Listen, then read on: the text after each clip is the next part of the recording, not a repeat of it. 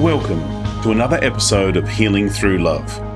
Each week, we share ideas, experiences, and resources to increase the awareness of domestic and family violence and to empower survivors to grow and thrive.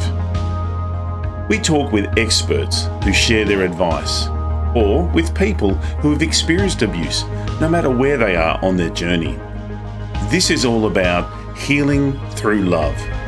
And now, here are your hosts, Charlene Lynch and Rose Davidson.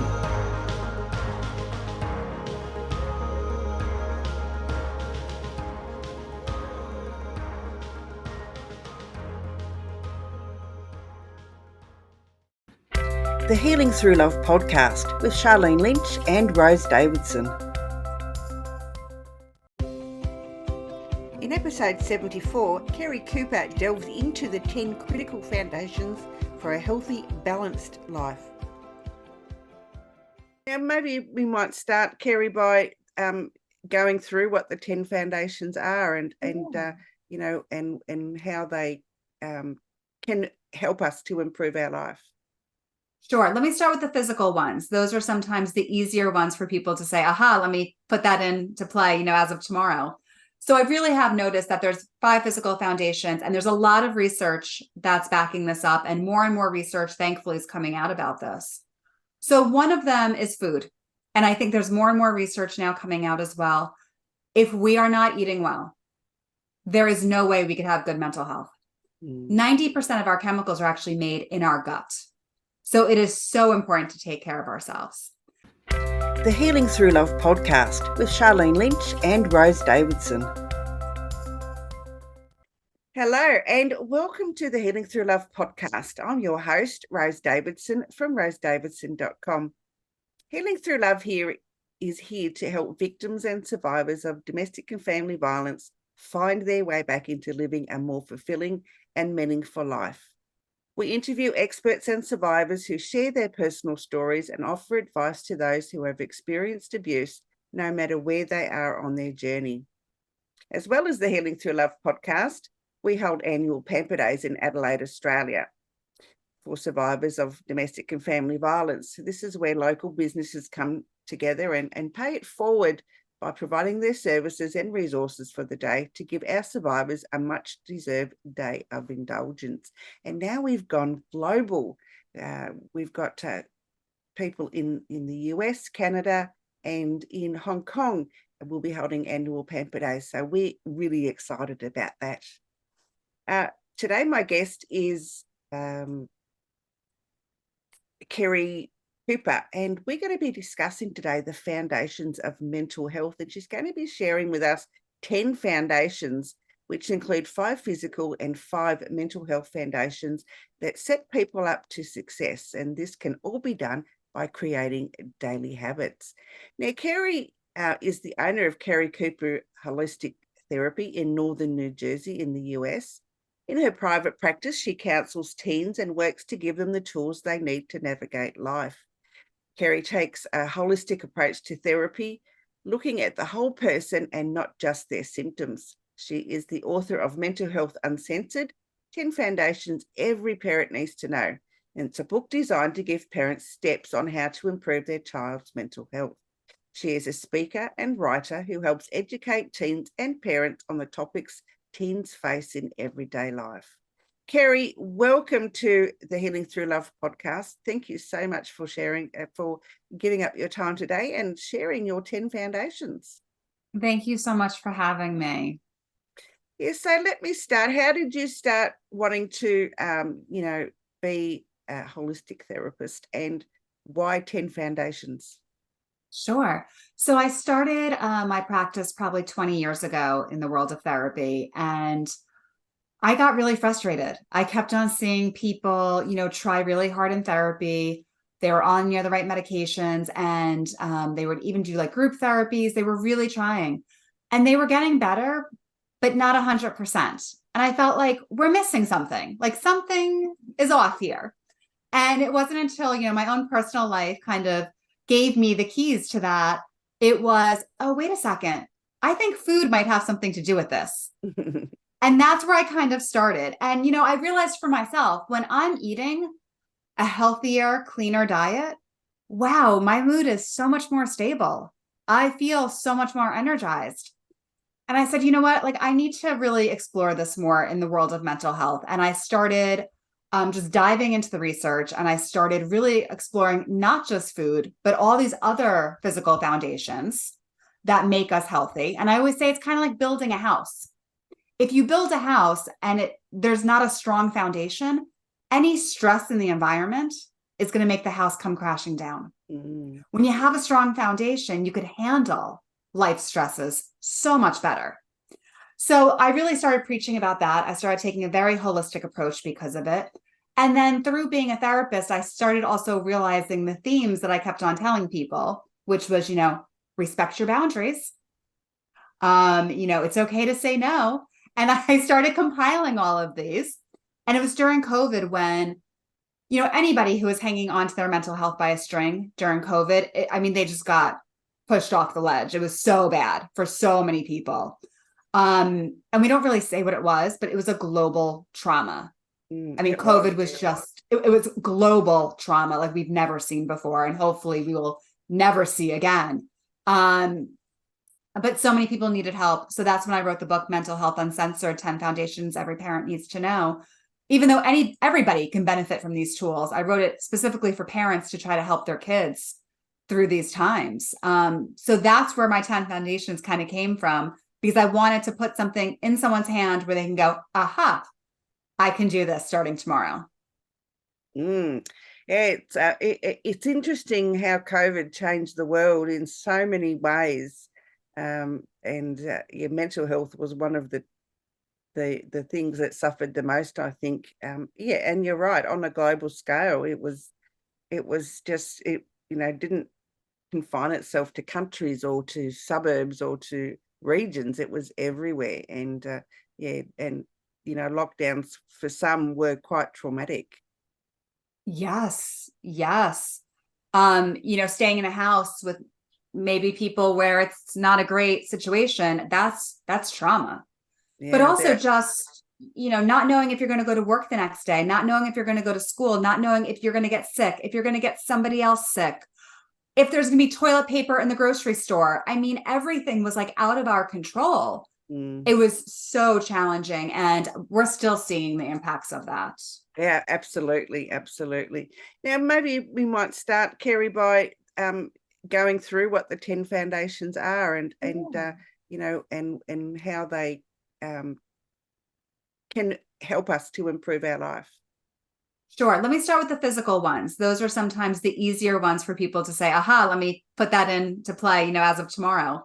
So I really have noticed that there's 5 physical foundations, and there's a lot of research that's backing this up, and more research, thankfully, is coming out about this. So one of them is food. And I think there's more and more research now coming out as well. If we are not eating well, there is no way we could have good mental health. 90% of our chemicals are actually made in our gut. So it is so important to take care of ourselves. And one of the things we see a lot, especially with kids who we're like, oh, they're just like moody. They're actually sugar high and then dropping, sugar high and then dropping, because they're just eating all this processed sugary food. So their blood sugar is never stabilizing. And now there's a lot of research on blood sugar as well, and how that leads to symptoms of mental health. So food is definitely one of them.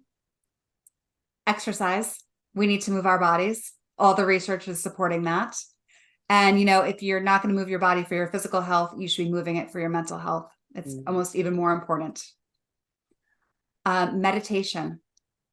We have to build some form of meditation practice into our daily life. And that's because meditation brings us back to the right now, this moment. And normally in the right now, this moment, it's okay. We're not worried about the future. We're not sad or regretful about the past. Like, it's okay. So to practice doing this is really the point of meditation, to practice coming back to the moment, to practice calming our nervous system. That's what meditation is about. The other one is sleep. We are sleep deprived.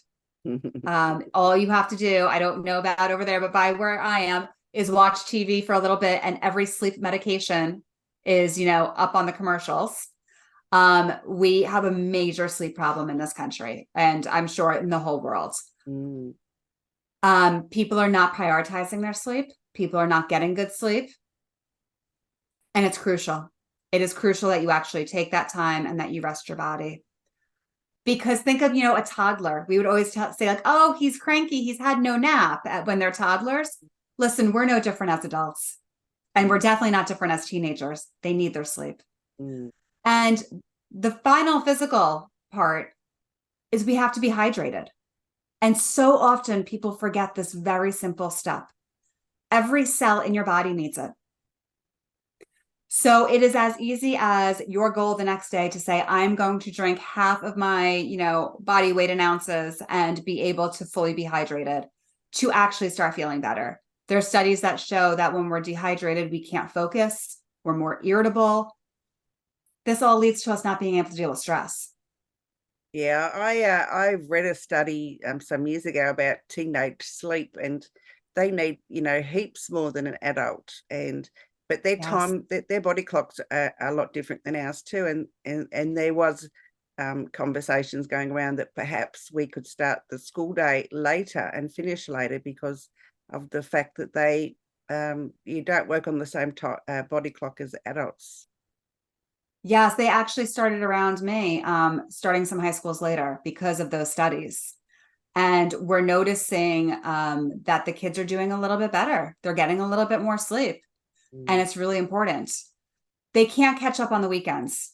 Like you can't sleep deprive yourself a whole week and then sleep till, midday on the weekend and think it's going to be okay. It's not. And parents, I would catch up on sleep anyway. That's an old wives' tale. It doesn't matter. You if you miss out the sleep, you miss out the sleep, and there's nothing you can do about it. Absolutely. Right. So you can't catch up. So it's so important. I always tell parents, you need to model this for your kids. You can't be up all night long, doing laundry and cleaning. Like you have to prioritize your sleep as well. And so often, especially moms, they don't prioritize their sleep because they're prioritizing everybody else. Yeah, absolutely. That's very, very true. I've raised 3 kids, and by the time I got them down, and when they were small, and and then try and find some time for myself, really it was quite late before I got to bed, and so I'd wake up all cranky because I didn't have the sleep that I needed. Right. And then it's like this vicious cycle that just keeps on going. Absolutely, absolutely. So what are the mental foundations, Sure. Keri? So the mental health foundations, one is being able to say no. We have to teach our children, and we have to learn for ourselves. It is okay to say, no, I can't do that. No, I don't have time for that. Unless we just get drained. So saying no is a really important one. Another one is we need to teach our children responsibility. Not everything should fall on our plate. We need to make them responsible human beings. We can't save them all the time. And that's really important for parents to be able to take that step back and say, you can do it, and to take themselves out of the picture. When your child can do it, make them responsible. We also have to let our children know that it is okay to be disappointed. You will be disappointed many times in life. It's normal. It's fine. And we don't need to save them from that feeling of disappointment. We're not helping when we do that. We're just kind of putting them in bubble wrap. And then one day they're going to get disappointed and we're not going to be able to save them. And that goes into also, we need to be able to let go of our children in order for them to build confidence. If a child feels like they can't use the stove because the parents are so afraid that they're going to burn something, that's telling them they're not capable. And at a certain age, they need to be able to do that. They need to be able to engage in these basic life skills. And there's been a big problem lately with parents just kind of being helicopter parents and diving in and doing way too much, stressing themselves out and not giving the kids the self-confidence they need or the problem-solving skills that they really need.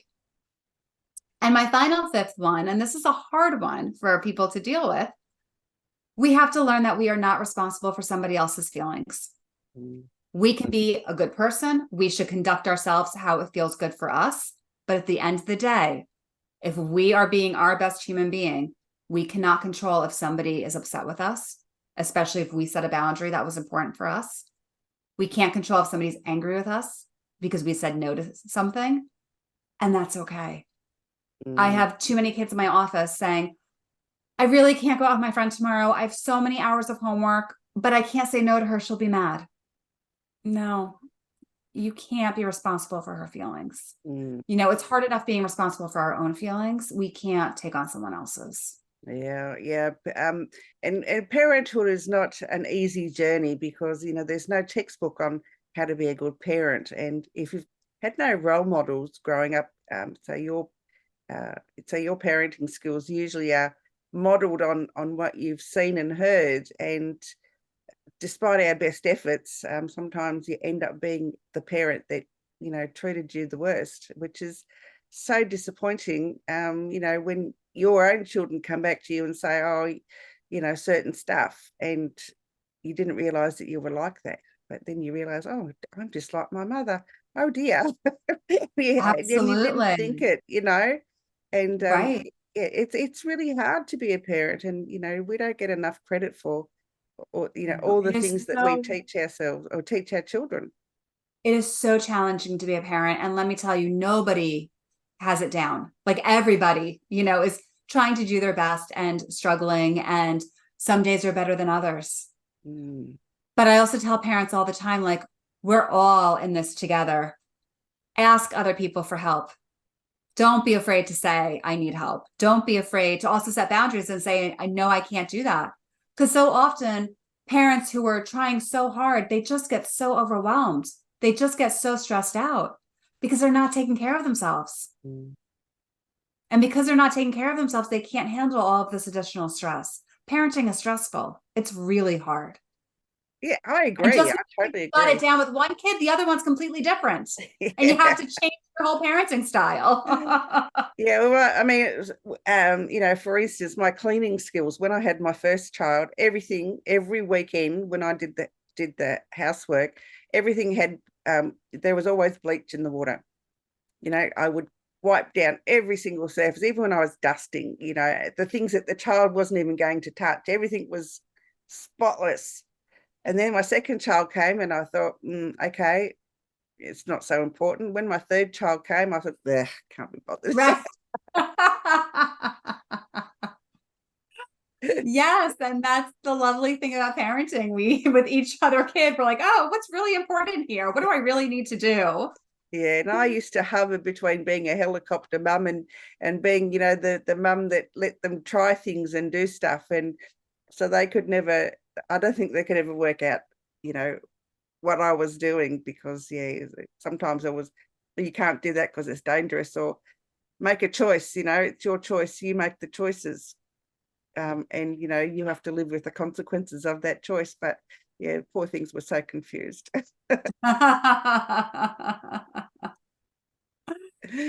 Yeah, it's really challenging to be a parent, and it's really challenging to be a parent now because our kids are facing so many issues that we never grew up having, such as social media and technology. And we just never had to deal with that. And it's a massive stress for them. It creates so much anxiety. And as parents, like, lots of times we don't really get it. Like, what do you mean you can't just call them up and ask them what they're doing? What do you mean, like, what do you mean you're snapping them? So it's a whole other language that we need to learn as parents as well. And that's a big challenge. Yeah, I remember when I was younger, and I used to listen to the Beatles and the Rolling Stones and all those things. And my father had a heart attack almost. He said, "What is that rubbish?" And imagine if he was listening to what they're listening to now. Absolutely. He'd be rolling over in his grave, I reckon. Yeah. So I guess, Keri, the question needs to be asked: what can we do as parents to, help our children with these very important foundations? One of the most important things that a parent can do is to actually model this behavior by taking care of themselves. I can't tell you how many kids are in my office saying, my mom is not sleeping. My mom does not set boundaries. She tries to do everything, and then she's stressed out. We have to model it. We could tell it to them as much as we want. We could tell them to eat healthy. If we're not eating healthy, it's not going to sink in. We can tell them to go out and exercise. If we're not going for a walk, it's not going to sink in. So parents, it really comes back down to, you got to walk the walk. You have to do these things. You have to engage in self-care. That way your children see how important it is.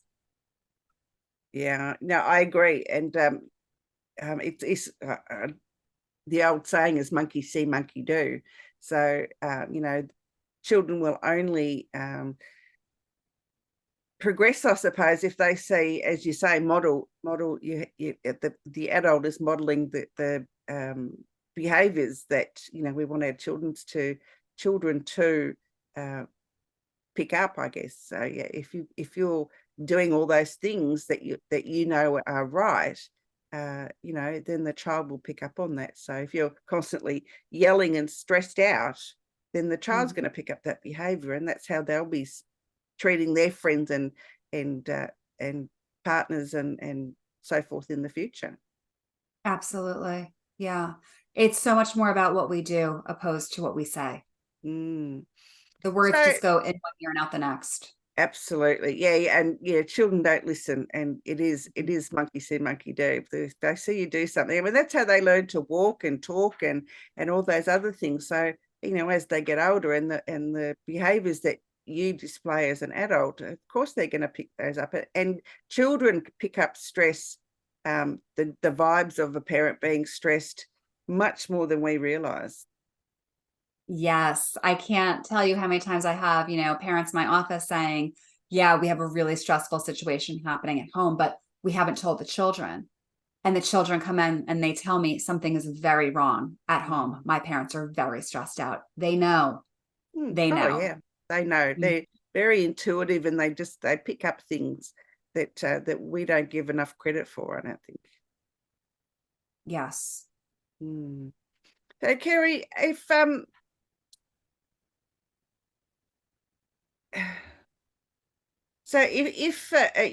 we're all modeling our parenting skills with these 10 foundations, what outcomes, I guess, I mean, that's a bit of a stretch because it depends on the child, depends on the parent, but what outcomes could we, perhaps see if we were to, pick up these 10 foundations? Right. Well, I'll tell you the opposite of it. If you are not taking care of yourself, and if you are not hydrated and not exercising and not eating well and not sleeping, you're going to have cranky children. You're going to have children that can't handle stress well. If that is what's happening in the family, if nobody is eating well, there's going to be stress because you just can't handle life without taking care of yourself. You have to have self-care. And it's talked about in mental health, but it's not talked about how important it truly is. It's not just about taking a nice bath and taking some time for yourself. It's about taking care of yourself physically and mentally on a daily basis. And if you are not doing that, you're going to have, less patience. It's going to be overwhelming, any situation that comes up. You're not going to handle stress well. And that's what's going to happen with your children as well. Yeah. And there's nothing worse than having stressed kids, because they don't understand why. Well, they don't understand stress at all. They just know that they're upset and they're feeling a bit overwhelmed with life. And they don't know why, because they're too young. Even when they're teenagers, they just don't understand what's going on, and they have enough to deal with as teenagers without having the added pressures of a stressful household. Right. So that's when you see the meltdowns and the tantrums and the screaming and the yelling, because they can't handle those emotions. Yeah, so how can we, I guess, and emotions are, because they're so they're still learning to deal with their own emotions, and when it comes in a stressful household, how can we as parents use language that can help them? One of the things I think that parents need to be aware of when your child is having these really big emotions is to, one, realize it's not personal against you. They're dealing with their own stuff. They're exploding because they can't handle it. try not to be offended when they're rolling their eyes at you or stomping their feet. It's really not about you. Give them space. Sometimes like less words are more important than more words. Like just be quiet, take a step back, let them get those big emotions out and then come back down. Do not try to talk to anyone when they are emotionally like enraged. It's not going to go well. You're just going to get into a fight. Let them relax, let them calm down, and then come to them and say, I noticed you had a really big reaction to this. Tell me more. Tell me what's going on. And help them emotionally that way by just talking with them and talk them through it. But again, parents sometimes want to fix the situation so quickly that while the child is melting down, they're like, what's wrong? Tell me what happened. And the kid's like, just stop. I need my space. So respect their space, I think, is the most important thing. Absolutely. Keri, where can people find your book? It's on Amazon, Mental Health Uncensored, 10 Foundations Every Parent Needs to Know. And there's also a workbook for teens that takes them through all of these principles. And it's Mental Health Uncensored, 10 Foundations Every Teen Needs to Know. And it's a workbook that they can dive into and really create these habits for themselves. Wonderful. And you've got something that you want to promote today? Just the book. The book is the really important thing. Yep. Yeah. And where can people find you, Keri, if they want to learn more or to work with you?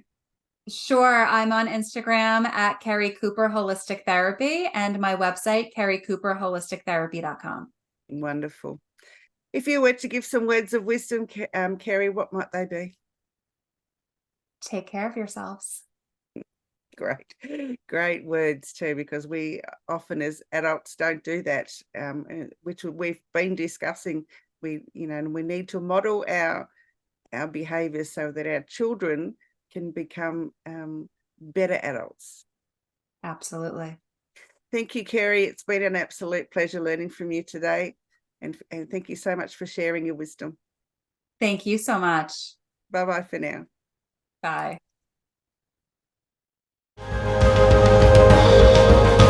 Thank you for joining us for this episode of Healing Through Love. You can get further resources, see the show notes, or simply reach out to us via our website at htlaustralia.org. Thanks so much for joining us, and we look forward to your company next time on the Healing Through Love podcast.